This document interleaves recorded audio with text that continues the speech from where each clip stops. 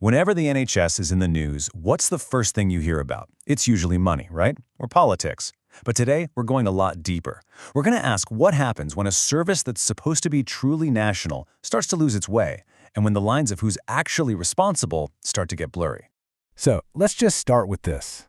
It's a really stark statement. I mean, when we talk about failures in the NHS, it's so easy to get bogged down in waiting lists and budgets.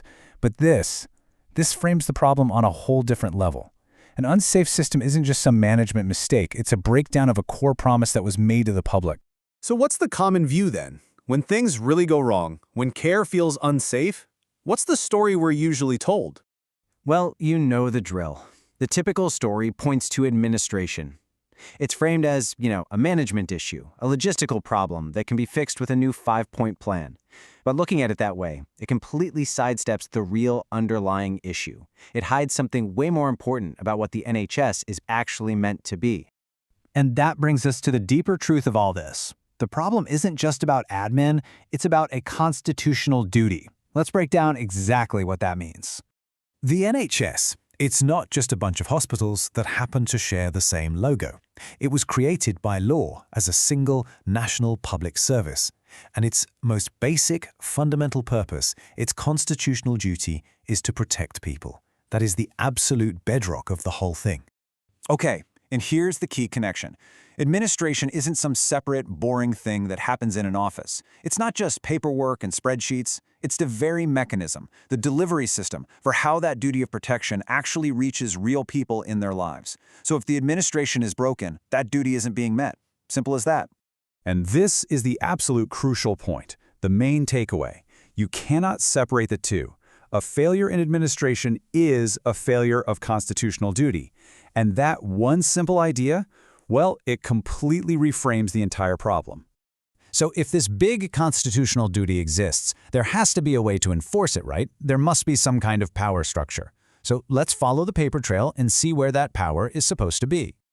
You might think it would be a tangled mess. But on paper, the structure is surprisingly clear.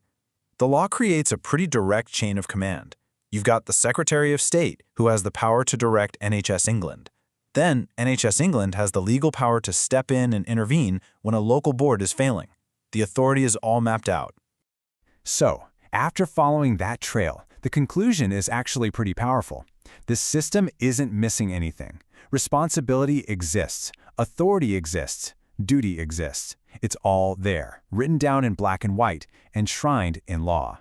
And that completely flips the script on this. The problem isn't a lack of tools. The levers of power are definitely there. The real urgent question becomes, is anyone actually pulling them with the kind of seriousness that's needed to protect people? Which leads us to the central mystery in all of this, the accountability gap. If all that power exists on paper, why doesn't protection always arrive in the real world? Well, here's how it happens.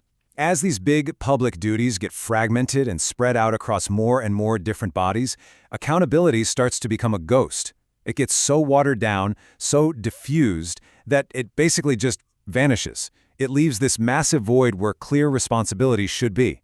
And this void creates these huge, critical, unanswered questions. In a system like this, who actually holds the duty? Who holds the risk? Who has the power to intervene? And for an individual person, maybe the most terrifying question of all, what happens? What remedy do you have when you fall between the cracks? And let's be really clear, this isn't some abstract theoretical idea. It has a real human cost. Patients get passed from one service to another.